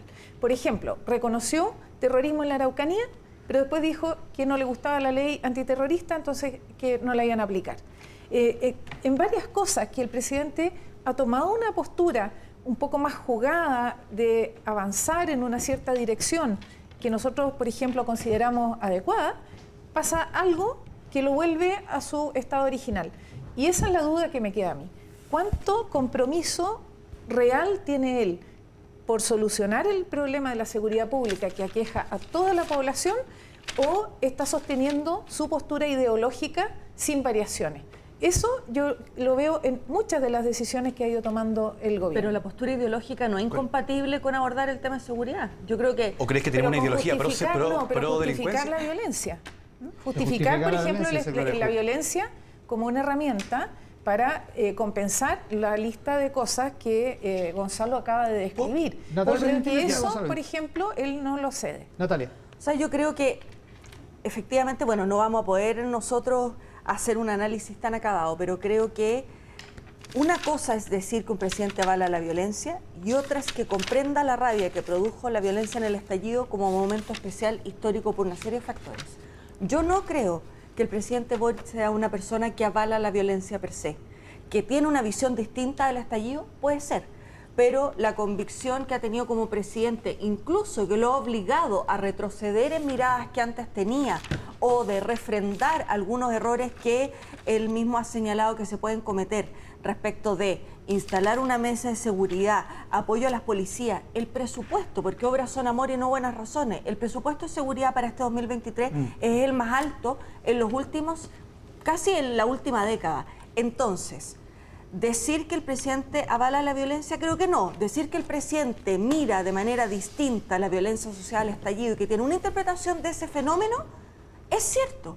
Pero eso no condiciona su comportamiento como presidente de la República, ni su apoyo al tema, ni su comprensión de la importancia del tema de seguridad. A propósito de convicciones, le quiero preguntar a Gonzalo Vinter, que como dije está cumpliendo la cuota de género en este panel. Se deslizó ayer una polémica a raíz del discurso del presidente, o de la comparecencia que hace el presidente en La Moneda, donde es muy duro, es muy duro con la ministra Ríos. Y me dice mi editor, en quien yo confío ciegamente, yo no he visto el tuit, pero que la senadora Proboste... No comete desprolijidades el editor. Público, no, muy escasas y con muy pocas repercusiones. Que la senadora Proboste dice que hay aquí ¿cuál es el gobierno feminista que sacrifica a una ministra mujer y que además, bueno, en fin, y que elige a un candidato a fiscal nacional con reparos desde el mundo feminista? Gonzalo Vinter, ¿están hilando muy fino? Está absolutamente, digamos, descartado lo que plantea la senadora, porque cuando dice que se han cometido desprolijidades y que por eso ha aceptado renuncia, se refiere obviamente a la de Matías Mesa, que por cierto es hombre, y a la de la ministra Ríos. ¿Por qué no hace la justificación de por qué salió Matías Mesa? Porque Matías Mesa no es una figura pública, es un colaborador directo de él. Uno le da explicación a la ciudadanía de por qué salió la ministra, pero es evidente, y esto sí lo confirmo, que es la lectura obvia, siendo cercano a todos los involucrados, que cuando dice aquí hubo desprolijidades que les costaron el cargo a estas personas, se refiere a Matías Mesa y a la ministra. Ahora quiero hablar de tema anterior porque no me tocó. Sí, es verdad. Quiero sobre seguridad. No acepto que se diga que el presidente tiene una ideología contraria a la seguridad de los ciudadanos.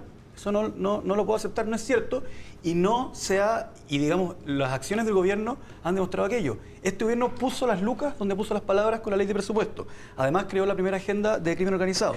Y el único ejemplo que se da acá es que dijo que había actos de carácter terrorista en la Araucanía y que no iba a aplicar la ley de antiterrorista. Y yo conmino o invito a los aquí presentes a que me digan qué parte de la actual ley antiterrorista, en su actual forma, realmente permite combatir el terrorismo, porque no tiene nada que sirva para eso, es solamente una alteración del procedimiento de la persona a la cual ya aprendiste. Hay harto consenso sobre eso. Jimena Rincón, sobre el carácter feminista del gobierno.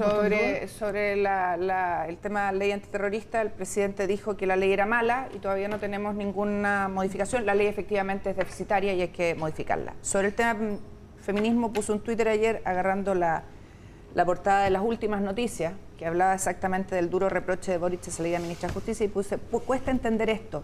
No es solo la ministra responsable de este tema y me impacta lo lejos del feminismo que está este gobierno, pese a declararse feminista. Y es más... Es un tuit suyo. Es mío, completamente mío. Coincidiendo con la última noticia. obviamente. Sí, que me da una pero- envidia pero- enorme. Nunca me ha pasado que un medio represente mi Mira. pensamiento. Para que veas tú. Y insisto, me impacta que nos quedemos en el tema desprolijidad cuando aquí hay algo mucho más grave, que es que el presidente de la República cuestiona un poder del Estado en algo que, perdón, a todas luces, no voy a decir esto porque estos son los del estallido social, que tienen varias causas previas, no voy a referirme a Castillo, al tema de Mateluna. Entonces, me preocupa que ese tema salga del foco. Es grave cuando los poderes no respetan su Ya, independencia. para que vayamos cerrando este tema, Natalia Piergentili, sobre el tema del feminismo. Yo creo que, primero decir que conozco a la ministra Ríos desde el espacio académico y creo que ha sido un tremendo aporte a las políticas públicas y sociales de Chile. Creo que quizás a lo mejor en este ministerio no se pudo desplegar con toda su capacidad porque era distinto a su expertise. Pero creo que ella de donde esté va a seguir en ese aporte porque es una de las académicas más brillantes para mirar Latinoamérica social, PNUD, hace muchos años. Además, probablemente vuelva al PNUD, ¿no? Sí. Dicho eso, creo que si hubiera sido hombre el ministro de Justicia y hubiera pasado lo que pasó, habría pasado el mismo desenlace.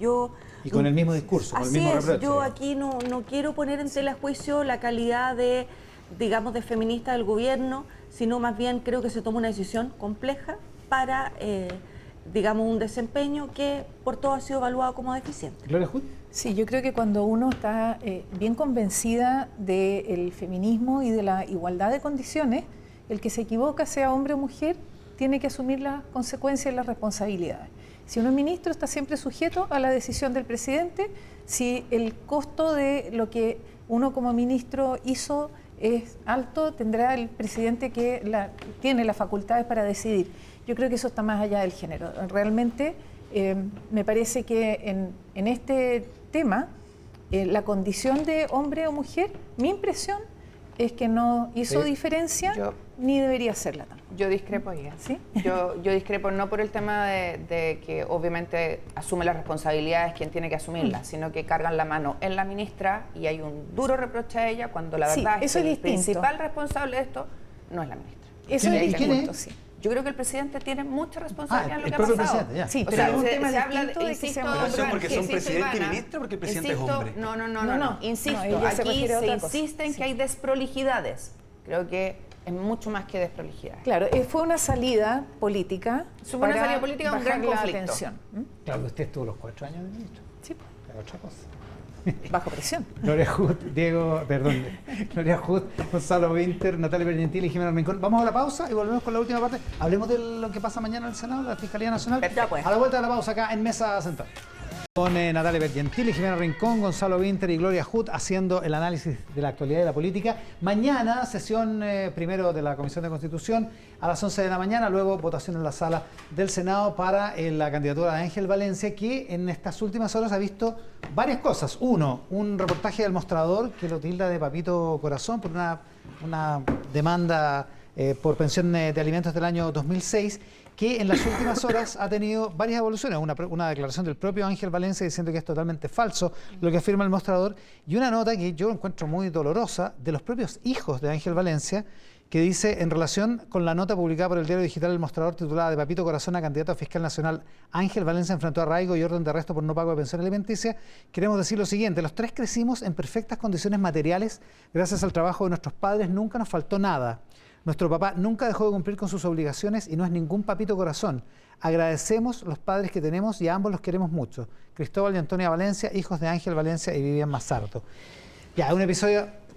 Esto de alguna manera, Natalia Piergentili, habla de un cierto emporcamiento en todo el proceso de la Fiscalía, ¿no? Digamos, llegar a este extremo... O sea, yo creo que estar en, digamos, ser una persona pública no le da derecho al resto a hurguetear en todo lo que tiene que ver con la vida de cada uno y además con personas que no han elegido. Nuestros hijos no han elegido la labor que nosotros cumplimos.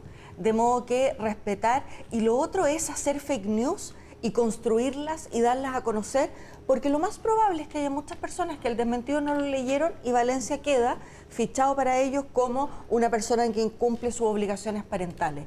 Entonces, ¿cuál es el límite respecto de chequear la información sobre las personas que hoy día se exponen ante la opinión pública. Porque lo que va a pasar, Iván, es que buena gente, personas honorables, inteligentes, van a decir, ¿sabe qué? No me postulo. No me postulo, Claro. no me nombren ministro, porque no están disponibles a que toda su familia se enfrente no solo a que les hurgueteen la vida, sino además que les planteen mentiras como si fueran ciertas, una bajeza. Gloria Hood.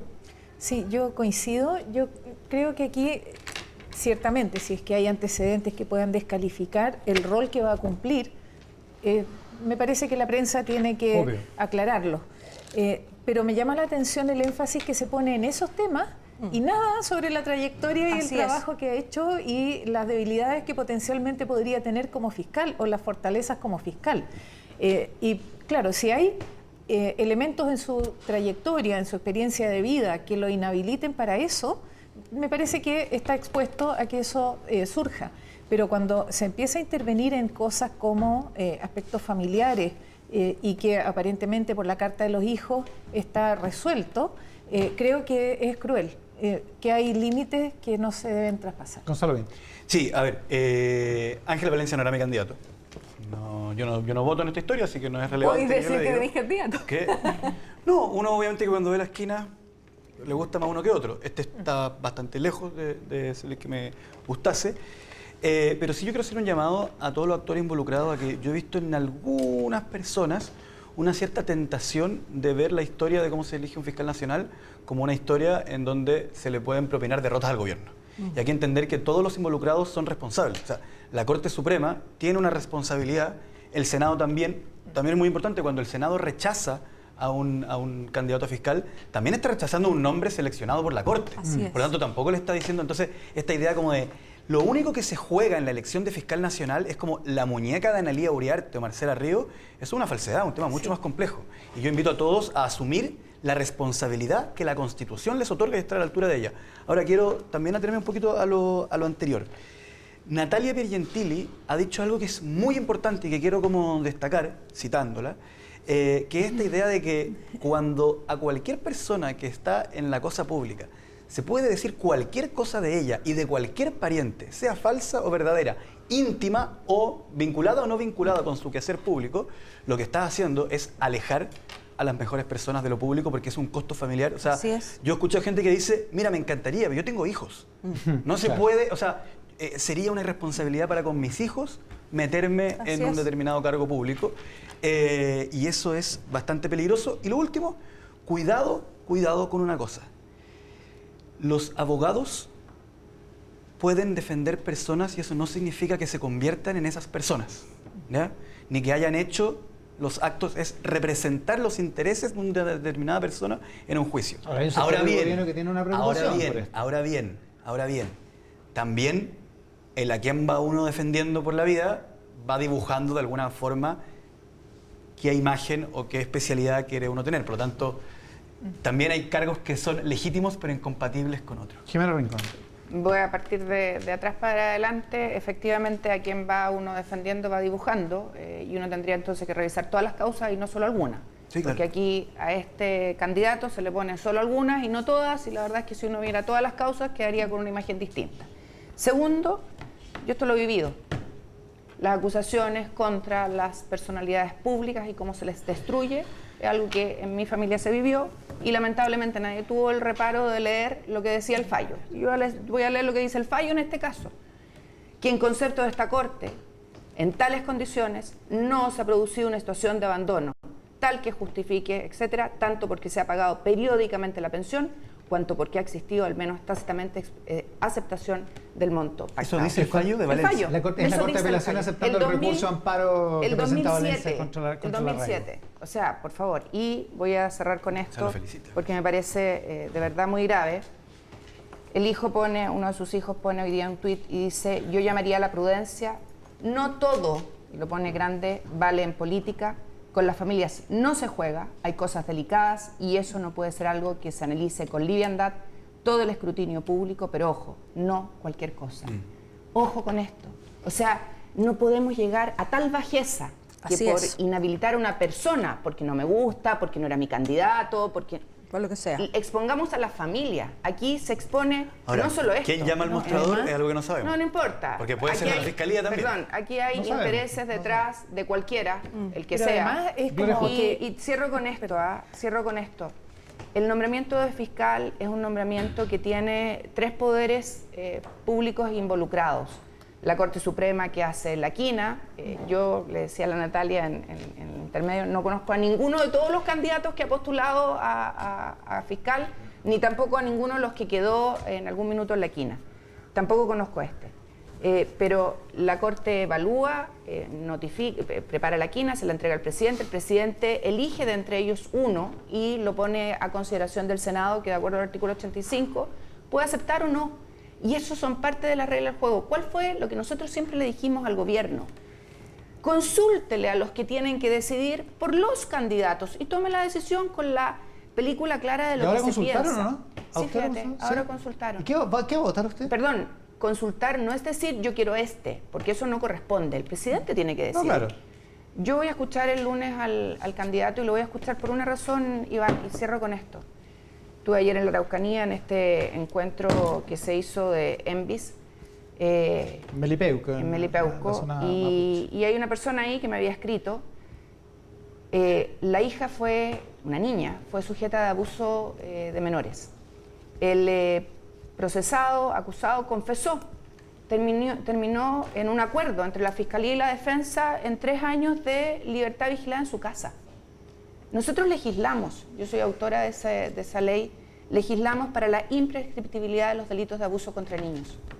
No puede ser que una persona que además reconoce el hecho, que ha abusado de una niña, termine porque la Fiscalía acuerda con el defensor dándole libertad vigilada. Creo que esas no son señales adecuadas. Y me gustaría saber qué piensa el fiscal de esto y obviamente todo el tema de delitos que son hoy día primera prioridad en el país. Gloria Hood. Sí, a mí me parece que en todo este proceso se empieza a distorsionar porque pareciera que hay mucho más esfuerzo y energía puesto en descalificar candidatos que en encontrar al mejor fiscal. Claro. Y toda la ciudadanía urgida, estuve esta semana en Iquique, en Alto Hospicio, el nivel de susto, miedo que tiene la gente de salir a la calle es tremendo. Se necesita volver, que las personas me decían, no podemos ir sola a la feria. Entonces, hay una urgencia inmediata a la que poner atención y tener el mejor fiscal que podamos es la principal urgencia. Este esfuerzo puesto en descalificar candidatos yo lo encuentro grave. También pasa que hay prejuicios y nosotros, por ejemplo, vemos fuerzas políticas de distintos tipos, aquí yo no dejo fuera a nadie, anticipando su voto antes de escuchar la presentación del candidato. Así es. Yo aquí hago un llamado a volver a respetar rigurosamente la institucionalidad, que está bastante atropellada en Chile en muchas cosas. Que el presidente no llame a la Corte Suprema para decirle que cambie la quina, pero también que los parlamentarios no digan de antemano a quién van a rechazar o a quién van a apoyar sin haber escuchado sus argumentos y su ponencia.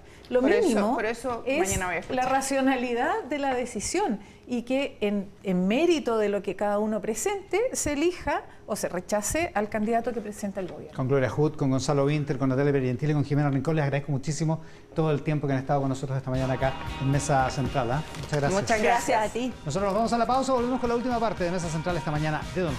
Soy Luis Castillo, preso político rodriguista. Acabo de obtener mi libertad, hermano. El video fue grabado afuera de la cárcel de Copiapó el viernes recién pasado. En él se plasmaron ideas que de inmediato generaron polémica en redes sociales.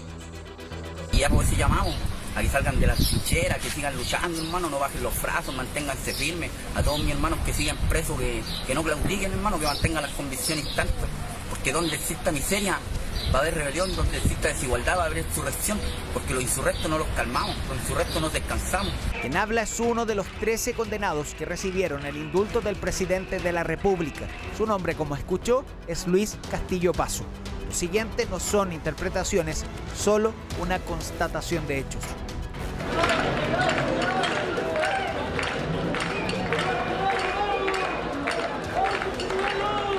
El 11 de mayo del 2020 fue detenido arriba de un bus en Illapel. Lo buscaban por desórdenes, daños, maltrato de obra, carabineros, robo. Todos los hechos ocurridos en un lapso de apenas 2 meses en Copiapó durante el estallido social.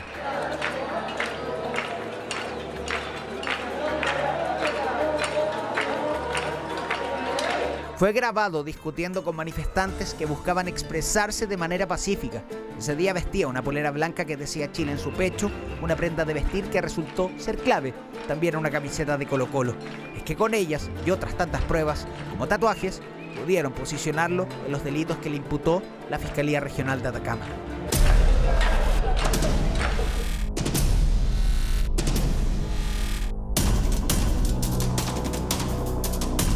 Su figura también quedó plasmada en cámaras de seguridad. Por ejemplo, antes de que un grupo le prendiera fuego al registro civil de la ciudad nortina, con el interior de una automotora que fue saqueada, donde Luis Castillo Paso no fue a manifestarse ni a protestar, sino que a robar. Sin espacio a dudas, él confesó. Lo condenaron a 4 años de cárcel por 7 delitos, además bajo la Ley de Seguridad Interior del Estado. Bueno, la Fiscalía de Atacama logró obtener una condena en contra del imputado por los hechos por los cuales estaba siendo investigado, luego de una serie de diligencias y análisis de más de 250 horas de grabaciones, y además con el aporte de antecedentes que hizo el propio imputado, quien colaboró prestando declaración y reconociendo tanto su participación como la de otros en estos hechos. O sea, no solo asumió responsabilidad de los delitos, también aprovechó de acusar a otros. Tras las rejas, Luis Castillo hizo bastante más. No fue difícil acceder a la información. Mientras cumplía su condena en la cárcel de La Serena, fue sancionado por Gendarmería en más de una oportunidad. En su celda, por ejemplo, encontraron armas blancas, estoques, que él mismo habría confeccionado. Estuvo en huelga de hambre por no poder tener visitas, pero contacto con el mundo exterior tenía. 2 teléfonos le fueron incautados. Tenía celular y acceso a internet. Escuche partes de lo que con ellos desde la cárcel grabó.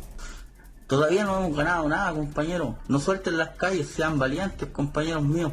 Ganemos estas batallas que estamos llevando, compañeros. Quiero decirle a todos los compañeros que no suelten las calles, que sigan valientes, compañeros. Me siento orgulloso por haber luchado por mi familia y por mi pueblo, compañeros. Se define como rodriguista, como preso político.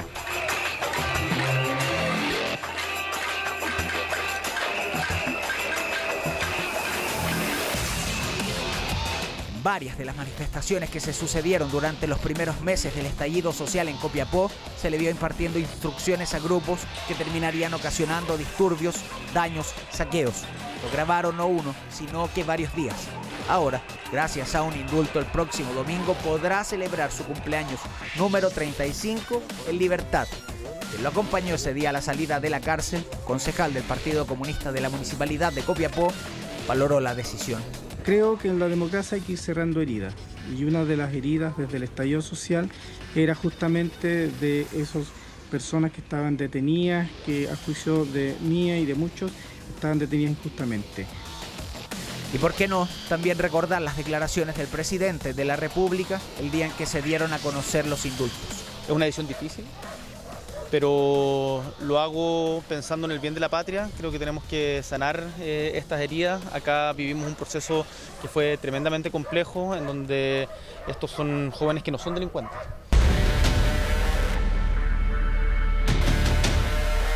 Y es que eso falta, el historial de Luis Castillo Paso. Cuando pidió ser trasladado desde la cárcel de La Serena hasta Copiapó, Gendarmería denegó la solicitud, informando que desde ese último penal, Castillo Paso había intentado fugarse en el año 2006. Sí, había estado antes tras las rejas. Su nombre aparece ligado a 26 causas judiciales. Entre el año 2005 y 2017 ha sido condenado en 5 oportunidades por los delitos de hurto simple frustrado, lesiones menos graves, robo con violencia y robo por sorpresa. Todos delitos comunes. La mayor de sus condenas, 10 años de cárcel. Obviamente, que la información dará que hablar, el debate sobre los indultos sigue abierto. Este era el origen de las desprolijidades que dijo ayer el presidente debían ser asumidas con responsabilidad política. Es parte de los cuestionamientos que siguen dando vueltas después de esta semana tan complicada para la moneda y que vamos a seguir analizando, por cierto, el próximo domingo en Mesa Central, en Tele 13 Radio, por supuesto todos los días y en todas las plataformas de Tele 13. 1 de la tarde con 1 minuto y nos vamos. Cristian Pino conduce Tele 13 Tarde acá en el 13. Muchas gracias por estar ahí.